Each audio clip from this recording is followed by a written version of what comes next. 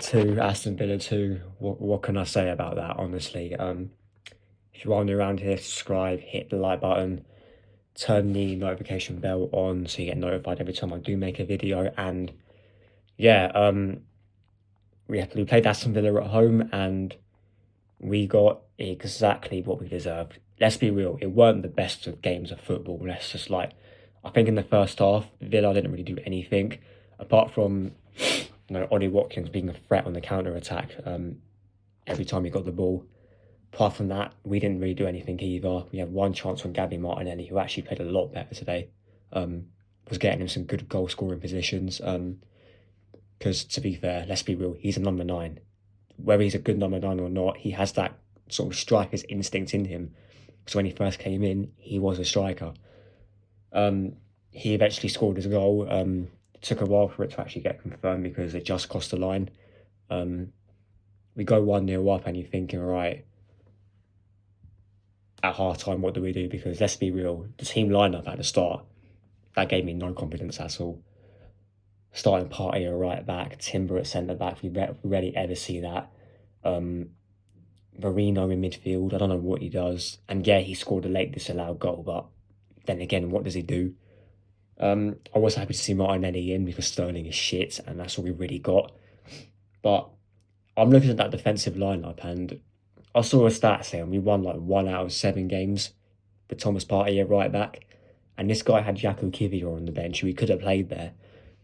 But then, yes, he's not. Yes, we know he's not that great, but this guy signed him, and it's another sort of detriment to his talent ID and how terrible it is that you sign that guy and you don't trust him to play centre back when Saliba's out injured.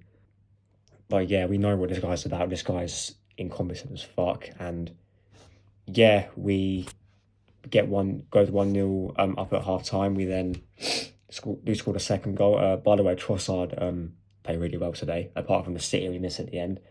I thought you played all right today, to be honest. Was probably our most threatening player, if we're being completely honest. Set up the second goal for Kai Havertz, who I thought wasn't that great today, and he was involved in the goal that came at the end, but we'll get to that in a second. I think it was Mikel Merino who was in the box who lost him. We didn't see him behind who we got goal side of. But nevertheless, you think, right, just slow the game down, get control of the game again. Because Villa, they were starting to get a lot more control with the ball than we should have let them. And they go and get the second. Kai Havertz misses it.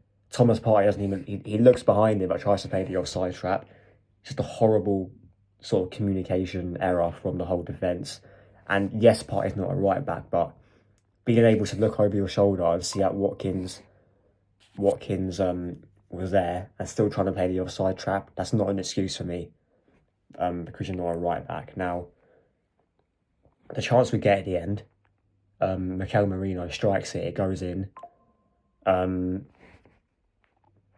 It was disallowed because Havertz handballed it. I think, in my opinion, it was harsh because Havertz, he did have his hand sort of like, his arm sort of like that. I think it was harsh, but let's be real, I'm not going to sit there and blame that for why we didn't win the game. Our lack of game management and our inability to create many more chances was the reason why we didn't win the game. Yes, you can blame that and get use that as an excuse. But however, that would have papered over the cracks completely if we had won that game in the last minute. I think Mikel Merino hit the post as well, which was also unlucky. But yeah, it is what it is. Drop points again. If for some reason you thought the league title wasn't over now, over before, sorry, it definitely is now. But yeah, it is what it is. Like, sub, and share, and I'll see you lots in a bit. Arteta out.